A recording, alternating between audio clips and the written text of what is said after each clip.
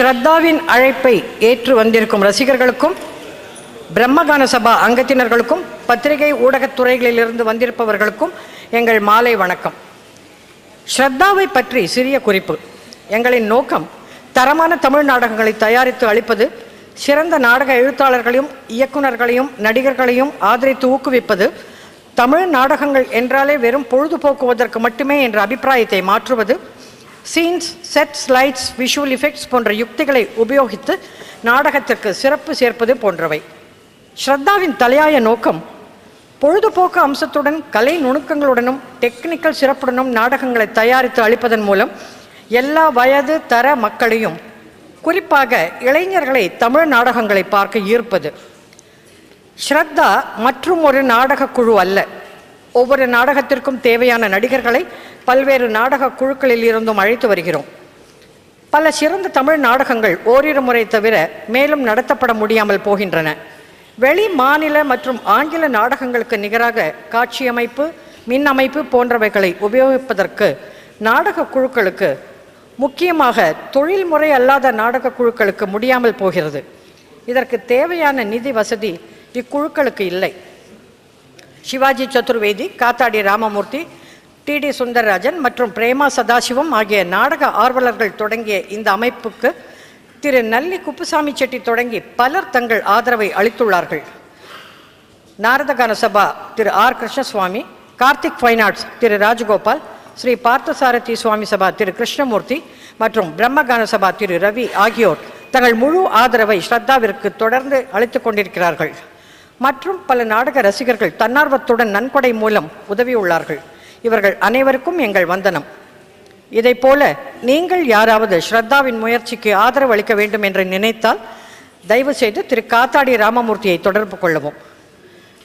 திரு விவேக் சங்கர் எழுதி இயக்கிய தனுஷ்கோடி நாடகத்தை தொடர்ந்து திரு ஆனந்த் ராகவ் அவர்களின் தூசரா ஒரு கிரிக்கெட்டின் கதையை அளித்த ஸ்ரத்தா இப்போது பாம்பே சாணக்கியாவின் மெட்ராஸ் டு சென்னை நாடகத்தை மேடையேற்றுகிறது.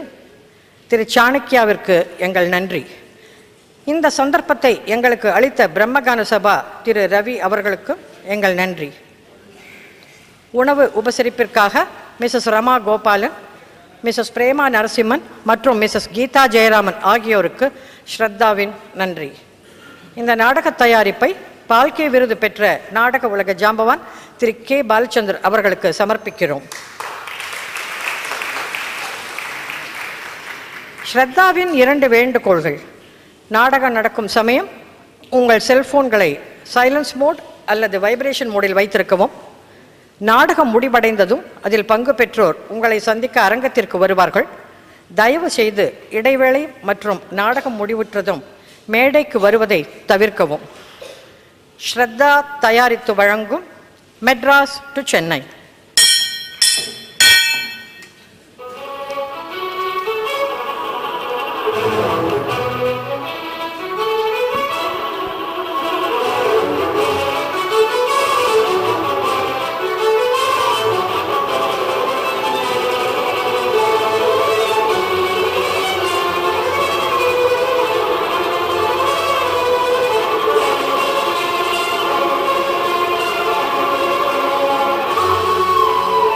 ஸ்ரத்தா பெருமையுடன் வழங்கும் மெட்ராஸ் டு சென்னை.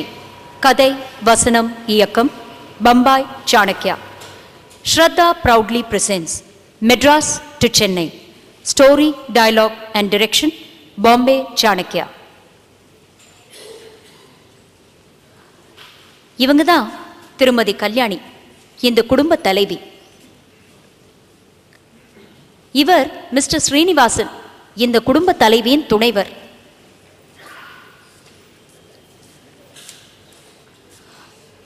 அந்த வீல் சேர்ல ஆடாம அசையாம உட்கார்ந்துருக்காரே, அவர் தான் ரகுராமன், ஸ்ரீனிவாசனோட யங்கர் பிரதர். இவர் இப்படி ஆனது ரொம்ப வேதனையான விஷயம். அது என்ன ஏதுன்னு அப்புறம் தெரியும். அவரை கூட்டிட்டு வந்தது கல்யாணி ஸ்ரீனிவாசனோட மூத்த மகன் பத்மநாபன். பிஹெச்இஎல்ல அக்கவுண்ட்ஸ் ஆஃபீஸரா இருந்தாரு. இப்போ கல்ஃப்ல இருக்காரு. இவர் 2வது மகன் மோகன் ராம், அவருடைய வைஃப் சிந்து. ரிசர்வ் பேங்க்ல கோல்டு அப்ரைசரா இருக்காரு. போட்டோ எடுக்கும்போது பொதுவா எல்லாரும் கேமராவை பார்ப்பாங்க. ஆனா இவரு தான் வைஃப் சிந்து கழுத்தையே பார்த்துக்கிட்டு இருக்காரு. எத்தனை செயின், அதோட மதிப்பு என்ன அப்படின்னு மனக்கணக்கு போட்டுட்டு இருக்காரு. இவங்க ஸ்ரீனிவாசன் கல்யாணியோட கடைசி வாரிசு நீரஜா. அவங்க பக்கத்துல நீரஜா புருஷன் சுதாகர் வீட்டோட மாப்பிள்ளையா இருந்தாரு இந்த போட்டோ எடுக்கும்போது. இது 3வது ஜெனரேஷன். அனன்யா, ரோஹித், ரித்விக், அப்புறம் குழந்தை தீக்ஷா. இதுதான் இந்த குடும்ப ஆல்பம். இந்த ஆல்பத்தை நல்லா பார்த்துக்கங்க. ஏன்னா இதில் இருக்கிற ஒவ்வொருத்தருக்கும் இந்த குடும்பத்தில் ஒரு ப்ராமினன்ட் பார்ட் இருக்கு. அது மற்றவங்களுக்கு எப்படி அஃபெக்ட் பண்ண போகுது, அதனால ஏற்படக்கூடிய பிரச்சனைகள், மனக்கசப்புகள், வேதனைகள், வருத்தங்கள், இதெல்லாம் தான் நீங்கள் இப்போ விட்னஸ் பண்ண போறீங்க. இது இவங்க கதை மட்டும் இல்லை, உங்கள் குடும்பத்தில் நடந்த சில சம்பவங்களோட பிரதிபலிப்பாக கூட இது இருக்கலாம். சுருக்கமாக சொல்லணும்னா 3 தலைமுறையோட கதை இது. Shraddha proudly presents Madras to Chennai. கதை, வசனம், இயக்கம் பம்பாய் சாணக்கியா.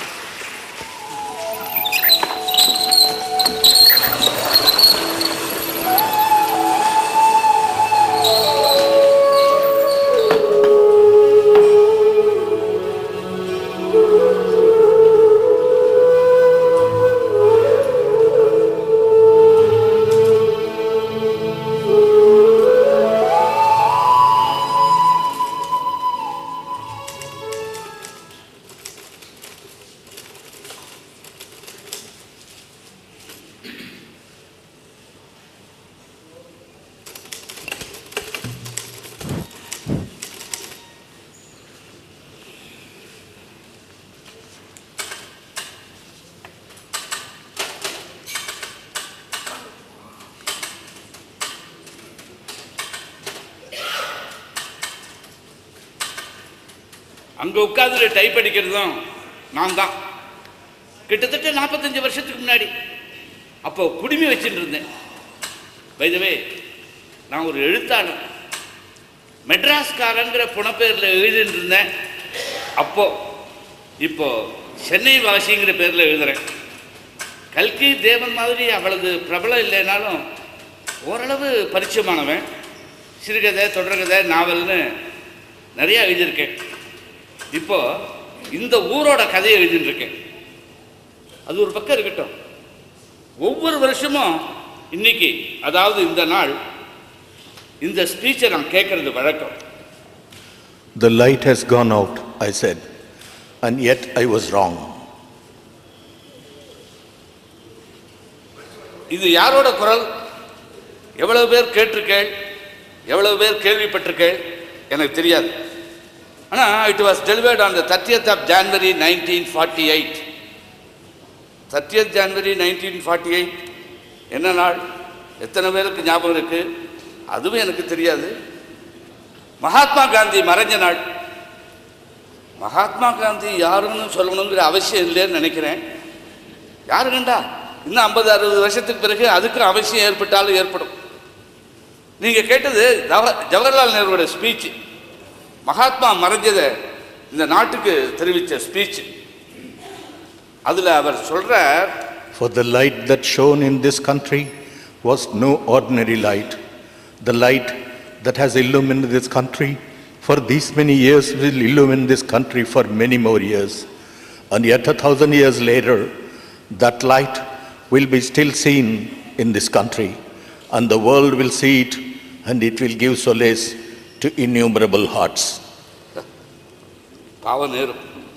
அவருக்கு தெரியல, இன்னும் 60 வருஷத்துக்குள்ளேயே அவர் எதிர்பார்த்த இந்த ஒளி மங்கிட போறதுன்னு. ஆனால் வின்ஸ்டன் சர்ச்சில் தீர்க்கதரிசி, அவர் சொன்ன, Power will go to the hands of rascals, rogues, and freebooters. All Indian leaders will be of low caliber and men of straw. They will have sweet tongues and silly hearts. They will fight among themselves for power and will be lost in political squabbles. A day would come when even air and water would be taxed in India. நீங்க யாரும் என்ன தப்பா நினைக்க கூடாது. நான் காந்தியவாதியும் இல்லை, அரசியல்வாதியும் இல்லை.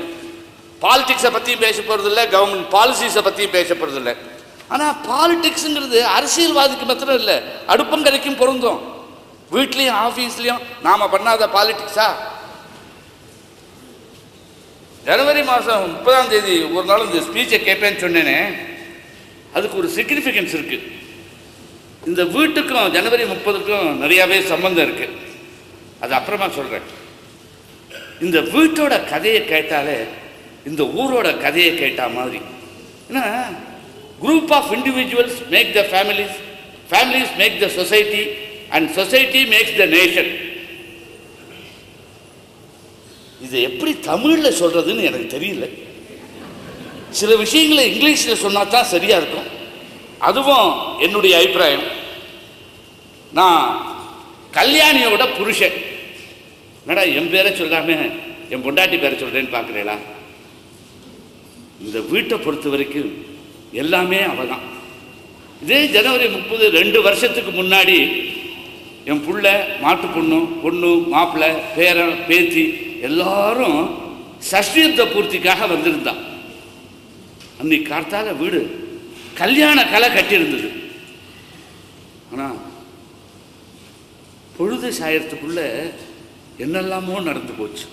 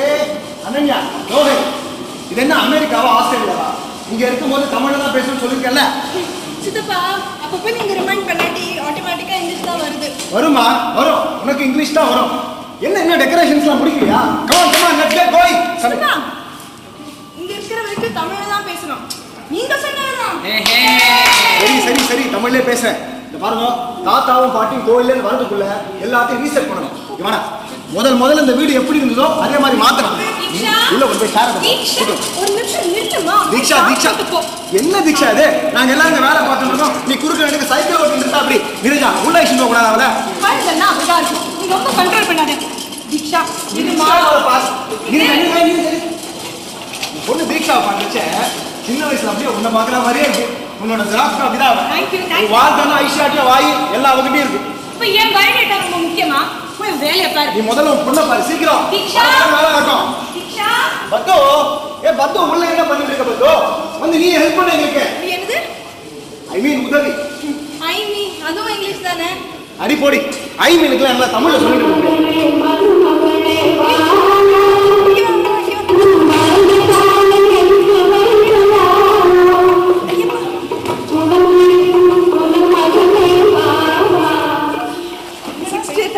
நான் ரெடிப்பா.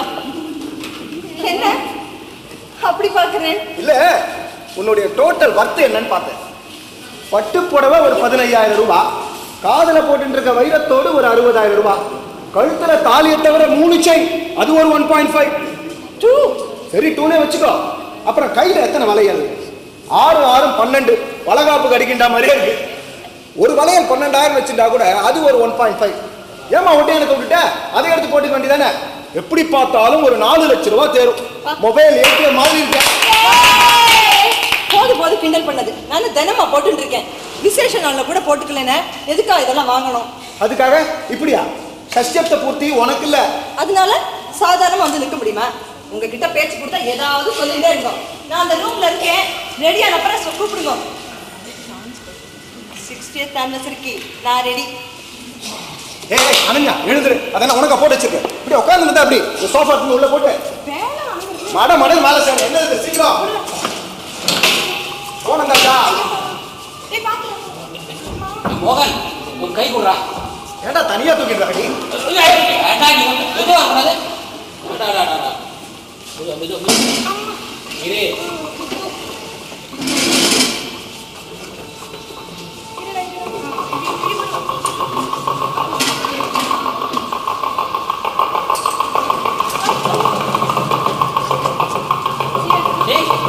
என்னடா பண்றீங்க எல்லாரும்? மடபடன்னு வேலையை பார்க்கணும். அந்த வயிற்றுச்சல் வடிவல் வரதுக்குள்ளே ஏண்டா இந்த ஃபெஸ்டிவல்ஸ் பலூன்ஸ் இதெல்லாம் கட்டவே இல்லையா? எங்கடா அதெல்லாம்? டாடாடாடா செல்லதர அந்த ஊஞ்சல் கீழே இருக்கு, மெதுவா இருக்கு.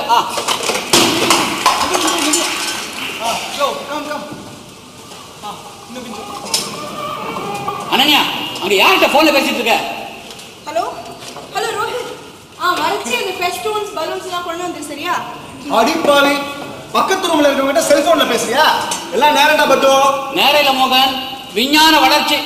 அந்த காலத்துல நாம இதை நினைச்சு கூட பார்த்தது கிடையாது. அப்பா இந்த மாதிரி ஊஞ்சல் உட்காந்து ஆடுறதுன்னா ஒரு தனி சுகம்தான். சிந்து சிந்து எழுந்துரு எழுந்துரு முதல்ல. நாங்க எல்லாரும் வேலை பார்த்துருக்கோம், நீ பாட்டு வந்து ஜெய்யான்னு உட்காந்து என்ன அர்த்தம்? அது என்னது இது ஜெய்யான்னு? செய்ய செய்ய செய்ய அதெல்லாம் நாங்க அந்த காலத்துல உபயோகப்படுத்தின வார்த்தைகள். இப்பதான் தமிழே மாறி போயிட்டு. எழுந்துரு சிந்து. அந்த ஏரியா கேட்கல. எழுந்துரு, நீ சும்மா உட்கார்ந்து இருக்காது. போ மன மன வேலை சீக்கிரம்.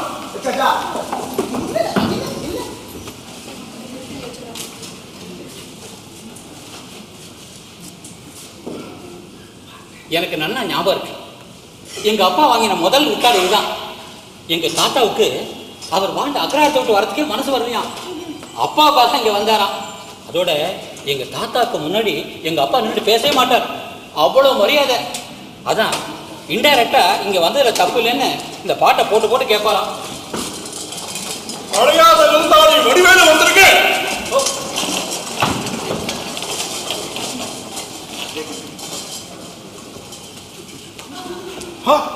ஸ்டாப் பிளாக்ல எல்லாரும் எஸ்கேப் ஆயிட்டா நான் போயிடுவேன் நினைச்சுங்களா? மாட்டேன், நான் போக மாட்டேன்.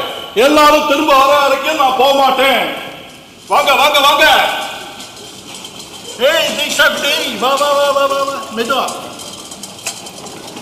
பிரமாதமா பண்ணிருப்பீங்கன்னு நினைச்சேன், ஏதோ சுமாரா பண்ணிருக்கீங்க. எப்பதோ இங்க வா. என்னடா இது? அந்த இந்த இதுக்கு கீழே அந்த இந்த இதை போட வேண்டாமா? எந்த எதுக்கு கீழே எதை போடணும்? அதான்டா 60th anniversary கீழே இன்னைக்கு டேட்டை போட வேண்டாமா? 30th January 2009. அனன்யா டேட்டை பறந்துட்டியே. 30th January என்ன நாள்னு தெரியுமா உங்களுக்கு? வெறும்னா மண்டிய ஆட்டு. மகாத்மா காந்தி செத்து போன நாள். ரொம்ப மொட. இப்ப இந்த இன்ஃபர்மேஷன் நல்ல நாள் வருமா? நல்ல வார்த்தையை வராது அவங்க வாயில இருந்து. ஏதோ ஞாபகம் வந்தது சொன்னேன் விடு. இந்த வால் கிளாக்கை யாரு அங்க மாட்டினாங்க? ரோஹித். உடனே ரோஹித், இந்த வால் கிளாக் இங்க இருக்க கூடாது. இந்த வால் கிளாக்கோட இடம் இது. நீங்களா எப்போ வரீங்க போறீங்க? பக்கத்து வீட்டுக்காரன் எனக்கு தானே தெரியும். ஆமா, ரகுராமனோட கேமரா எங்க? அதை மாட்ட வேண்டாமா? அதுதானே முக்கியம். கல்யாணி வந்த உடனே அதுதான் கேட்பான். ரித்விக், அந்த கேமரா குழந்தைங்க மாட்டுறான். சீக்கிரம் மாட்டுப்பா. எத்தனை வருஷம் ஆகுது அவங்க எல்லாரையும் பார்த்து. இப்படி ஒன்னா ஒத்துமையா சந்தோஷமா இருக்கிறது யாராவது பார்த்தா நிச்சயமா கண் பட்டுடும். வேற யார் கண்ணும் பட வேண்டாம். வேற யாரு கண்ணு பட வேண்டாம் அப்படின்னா உன் கண்ணே பட்டுடும் அப்படிங்கிறியா? சிச்சி சிச்சி சிச்சி, நீயே உன்னை பத்தி அப்படியெல்லாம் நினைச்சு கூடாது. தப்பு தப்பு தப்பு தப்பு. யாரு வள வள வள வள பேசிண்டு வடிவேலு. ஏய் சிந்து, நில்லு நில்லு நில்லு. ஆனா இவனை பாரு, அப்படியே சரவணா செல்வரத்னா தங்க கடையில இருந்து அப்படியே வந்து குதிச்சா மாதிரி இருக்கா. சொன்னேன், அப்பவே சொன்னேன், கேட்டியா? இருக்கிற எல்லா நகையத்தை மாத்திட்ட. பாக்குறவாளா இதே மாதிரி தான் கமெண்ட் பண்ண போறா பாரு. அவ அது சொல்லுவா, இவா இது சொல்லுவான்னு மத்தவ வாய்க்கு பயந்து பயந்து என்னால வாழ்க்கை நடத்த முடியாது. எனக்கு என்ன தோன்றதோ அதுதான் நான் செய்வேன். தெரியும், உன்னை திருத்தவே முடியாதுன்னு தெரியும். இன்னைக்கு நேத்துக்கா கல்யாணம் அண்ணில இருந்து இப்படிதானே இருக்க நீ. நீங்க மட்டும் என்னவா கல்யாணம் ஆன அன்னிலேருந்து இப்படித்தானே இருக்கேன். எத்தனை வடை போட்டு இருக்கேன், எத்தனை செயின் போட்டு இருக்கேன்னு கணக்கு பார்த்துட்டு கோல்டு அப்ரைசர்ல அது ஆபீஸோட இருக்கணும். எங்க அப்பா சரியா தான் சொன்னார். நல்லா யோசனை பண்ணிக்கோடி, இந்த மனுஷன் எல்லாத்தையும் உரசி பாப்பாருன்னு. இத்தனைக்கும் இதெல்லாம் எங்க ஆத்துல எனக்கு பண்ணி போட்ட நகை. என்ன என்ன என்ன இப்ப என்ன சொல்ல வர நீ? நான் கையால் ஆகாதவன், உனக்கு ஒண்ணுமே பண்ணல. உங்க குடும்ப வசதி நாங்க மட்டும். நீ போட்டு இருக்க எல்லா நகரட்டும் உங்க ஆத்துல இருந்து நீ கொண்டு வந்தது, அப்படித்தானே? நான் ஒண்ணு அப்படி சொல்லல. உங்களுக்கு தான் இன்ஃபீரியாரிட்டி காம்ப்ளெக்ஸ். எனக்கு எந்த இன்ஃபீரியாரிட்டி காம்ப்ளெக்ஸும் இல்ல. உனக்கு தான் பணக்காரங்கிற திமிரு, ஆணவம், அகம்பாவம், கர்வம் எல்லாம். இப்ப எதுக்கு கோயிலுக்கு முன்னாடி சத்தம் போடுறேன்? என்ன சொல்லிட்டேன்? இப்ப நான் என்ன சொல்லிட்டேன்? உண்மையை தானே சொன்னேன். ஜபார் சிந்து, சாதாரணமா சொல்றதெல்லாம் நீ சீரியஸா இருந்துட்டா என்னால ஒண்ணும் பண்ண முடியாது. எது சாதாரணம்? எது சாதாரணம்? கல்யாணம் ஆன அன்னிலேருந்து இப்படிதான் இருக்கேன்னு அதுக்கு என்ன அர்த்தம்? என்ன திருத்தவே முடியாது அப்படிதான் அர்த்தம்? ஆமா, அப்படித்தான். முன்ன திருத்த முடியாது, திருத்தவே முடியாது. பாருமா, நானும் பார்த்துட்டேன். எந்த நல்ல நாளா இருக்கட்டும், விசேஷ நாளா இருக்கட்டும், என்ன அழ விட்டு வேடிக்கை பார்க்காம இருக்க முடியாது உங்களால. அது ஆல்ரெடி. சித்தி ப்ளீஸ் சித்தி, டேக் இட் ஈஸி. சித்தப்பா பத்தி தெரியாதா உனக்கு? நீ ஒண்ணு சமாதானம் பண்ண வேண்டாம். அது கூட பாத்தியா, அழும் போது கூட செல்போன்ல அழகா தெரியுமான்னு பாக்குற. பாத்தியா இன்னும் வந்த உடனே ஒரு நல்ல காரியத்தை பண்ணிட்டேன். சந்தோஷம் தானே? நான் சொன்னதை சரியா புரிஞ்சுக்காம அவங்க 2 பேரும் அடிச்சுக்கிட்டாங்கன்னா என்ன ஏண்டா காரணம் காட்டுறேன்? நான் என்னடா பண்ணேன்? அம்மா வந்தாச்சு, அம்மா வந்தாச்சு. எந்த அம்மா வந்தாச்சு? உங்க அம்மா அப்பா வந்துட்டாங்க சொன்னேன். மோகன், அம்மா அப்பா வந்தாச்சு. சிந்துவை சமாதானம் பண்ணி ஆயிடுவா. சொன்னாதான் எழுந்திருப்பல.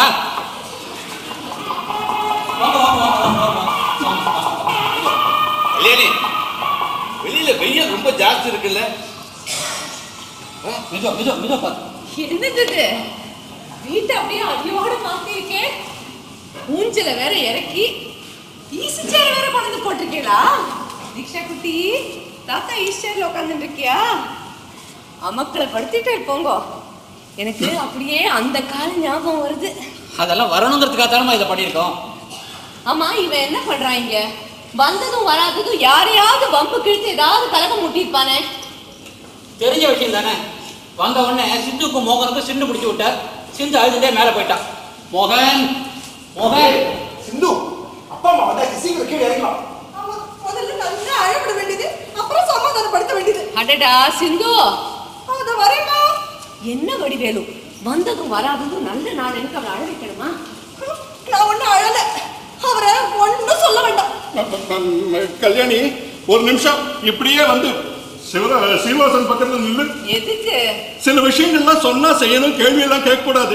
பா பா பா பா பா பா. எழுந்திருக்கிறது என்னையா? என்ன பண்ண போற?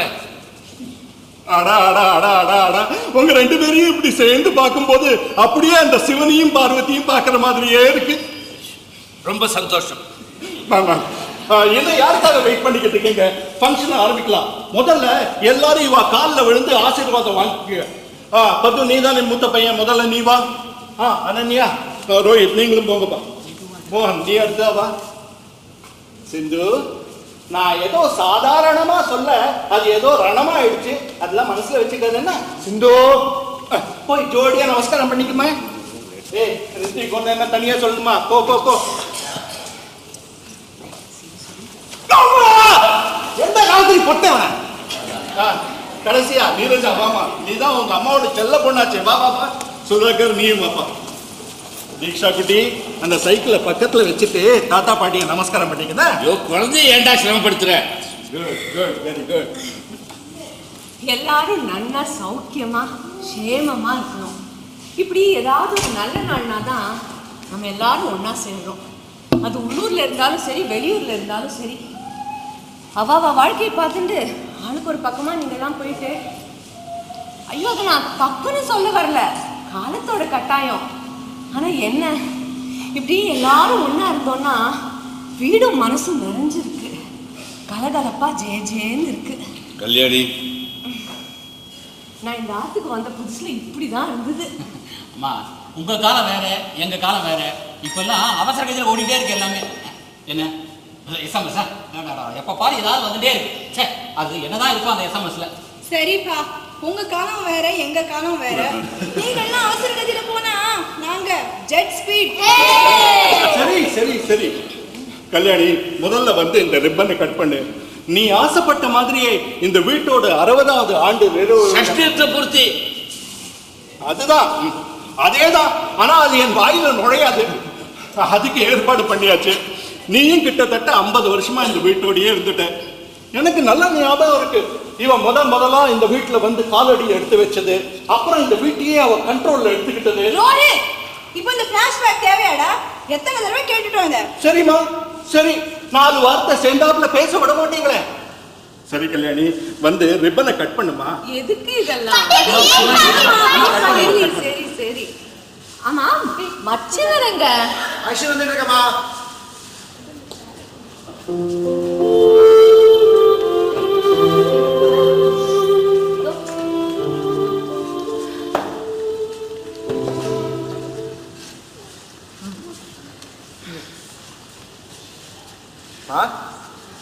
ஏமா கை நடுங்கிறது?